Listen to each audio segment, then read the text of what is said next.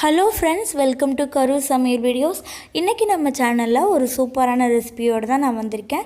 அது என்ன ரெசிபி அப்படின்னு பார்த்தீங்கன்னா, பிரிஞ்சி சாதம் வீட்டிலேயே எளிமையான முறையில் எப்படி சூப்பராக பண்ணலாம் அப்படின்னு தான் இன்றைக்கி நம்ம வீடியோவில் பார்க்க போகிறோம். வாங்க வீடியோக்குள்ளே போகலாம். பிரிஞ்சி சாதம் பண்ணுறதுக்கு ஃபஸ்ட்டு வந்து பார்த்திங்கன்னா, நான் ஒரு மிக்ஸி ஜாரில் ஒரு கைப்பிடி புதினா, ஒரு கைப்பிடி கொத்தமல்லி, 5 பச்சை மிளகாய், தேவையான அளவு இஞ்சி, தேவையான அளவு பூண்டு, இது எல்லாத்தையுமே போட்டு மிக்சியில் நல்லா அரைச்சி எடுத்துக்க போகிறேன். பார்த்திங்கன்னா நல்லா அரைச்சி எடுத்தாச்சு. இப்போ நம்ம பிரிஞ்சி சாதம் பண்ண ஆரம்பிச்சிடலாம். ஸ்டவ் ஆன் பண்ணி ஒரு குக்கர் வச்சு குக்கரில் 4 டேபிள் ஸ்பூன் ஆயில் ஆட் பண்ணிக்கிறேன். ஆயில் ஆட் பண்ணி ஓரளவுக்கு நல்லா சூடானதுக்கப்புறமா 1 டேபிள் ஸ்பூன் நெய் ஆட் பண்ணிக்கலாம். அடுத்து 2 பிரியாணி எல்லாம் ஆட் பண்ணிக்கலாம். அடுத்து பட்டை, கிராம்பு, நட்சத்திரப்பூ இது எல்லாமே ஆட் பண்ணிக்கலாம். 3 ஏலக்காய் ஆட் பண்ணிக்கலாம். தேவையான அளவு சோம்பு ஆட் பண்ணிக்கலாம். சோம்பு ஆட் பண்ணி ஓரளவுக்கு நல்லா பொரியணும். பொரிஞ்சதுக்கப்புறமா இந்த மாதிரி கரண்டி வச்சு மிக்ஸ் பண்ணி விட்டுருங்க.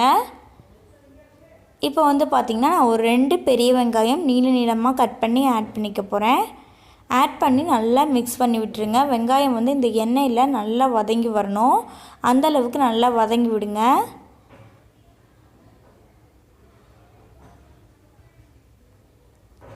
இப்போ பார்த்திங்கன்னா வெங்காயம் ஓரளவுக்கு நல்லா வதங்கிருச்சு. அடுத்து நான் தக்காளி ஆட் பண்ணிக்கிறேன். நான் 2 மீடியம் சைஸ் தக்காளி எடுத்து நீளமாக கட் பண்ணி ஆட் பண்ணிக்கிறேன். இந்த வெங்காயம் தக்காளி ரெண்டுமே நல்லா வதங்கி வரணும். அந்த அளவுக்கு வதக்குங்க. பார்த்திங்கன்னா வெங்காயம் தக்காளி எல்லாமே ஓரளவுக்கு நல்லா வதங்கிருச்சு. இப்போ வந்து நம்ம அரைச்சி வச்சுருந்த புதினா, கொத்தமல்லி, இஞ்சி, பூண்டு இதெல்லாம் போட்டு அரைச்சி வச்சுருந்தோம் இல்லைங்களா, இந்த பேஸ்ட்டை வந்து நம்ம ஆட் பண்ணிக்கலாம். ஆட் பண்ணி நல்லா இந்த மாதிரி மிக்ஸ் பண்ணி விட்டுருங்க.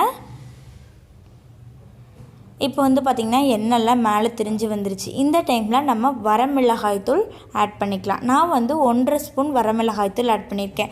ஏன்னா ஏற்கனவே நம்ம பச்சை மிளகாய் வந்து அரைச்சி ஆட் பண்ணியிருக்கோம் இல்லைங்களா, அதனால் காரத்துக்கு தகுந்த மாதிரி ஆட் பண்ணிக்கலாம்.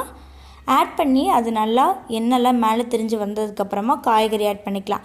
நான் கேரட், பீன்ஸ், உருளைக்கிழங்கு ஆட் பண்ணியிருக்கேன். நீங்கள் விருப்பப்பட்டால் பச்சை பட்டாணி, காலிஃப்ளவர் இதெல்லாம் கூட ஆட் பண்ணிக்கலாம். இந்த காயெல்லாம் ஆட் பண்ணிவிட்டு நல்லா இந்த மாதிரி மிக்ஸ் பண்ணி விட்டுருங்க. இந்த மசாலா எல்லாமே இந்த காயில் நல்லா இறங்கணும், அந்த அளவுக்கு மிக்ஸ் பண்ணி விட்டுருங்க.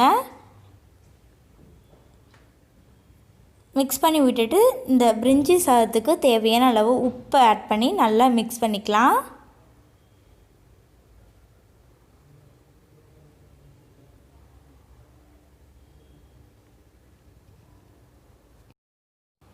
இப்போ பார்த்திங்கன்னா இந்த மசாலாவிலேருந்து எண்ணெய்லாம் மேலே திரிஞ்சு வருது. இந்த டைமில் நம்ம தண்ணி ஆட் பண்ணிக்கணும். நான் வந்து 2 கப் அரிசி வந்து ஆட் பண்ண போகிறேன். அதனால் 3 கப் தண்ணி ஆட் பண்ணிக்கலாம். நான் வந்து பாஸ்மதி ரைஸ் யூஸ் பண்ணுறேன். அதனால் அதுக்கு பதிலாக 1 கப் தேங்காய் பாலும் 2 கப் தண்ணியும் ஆட் பண்ணிக்கிறேங்க.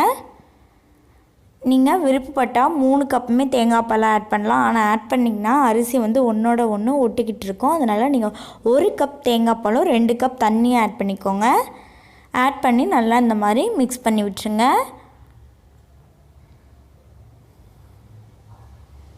இப்போ வந்து கொஞ்சமாக எலுமிச்சை சாறு புளிப்பு சுவைக்காக சேர்த்துக்கிறோம்.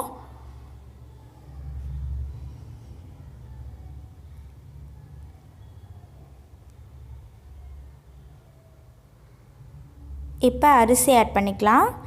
நான் வந்து 2 கப் பாஸ்மதி ரைஸை 20 மினிட்ஸ்க்கு முன்னாடியே நல்லா கழுவி ஊற வச்சு எடுத்திருக்கேன்.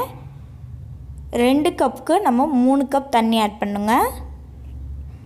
அந்த 3 கப்பில் தான் நம்ம 1 கப் தேங்காய் பாலும் 2 கப் தண்ணி ஆட் பண்ணியிருக்கோம். இப்போ அரிசிலாம் ஆட் பண்ணி நல்லா குக்கர் வந்து மூடி விசில் விட்டு மீடியம் ஃப்ளேமில் 2 விசில் விட்டு எடுத்துக்கலாம்.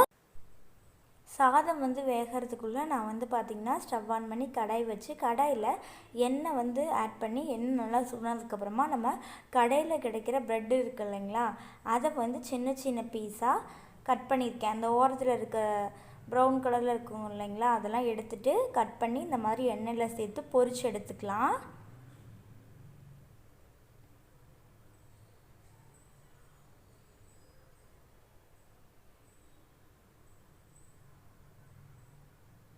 இந்த மாதிரியே நான் வந்து ஒரு 4 ப்ரெட்டை சின்ன சின்னதாக கட் பண்ணி பொரிச்சு எடுத்துக்கிறேங்க.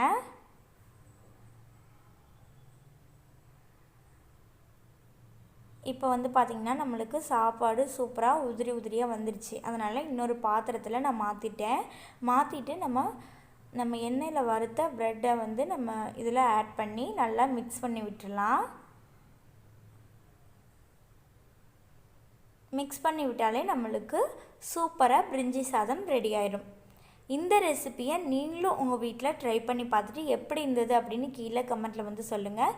இந்த வீடியோ உங்களுக்கு பிடிச்சிருந்துச்சுன்னா லைக் பண்ணுங்கள், ஷேர் பண்ணுங்கள், கமெண்ட் பண்ணுங்கள்.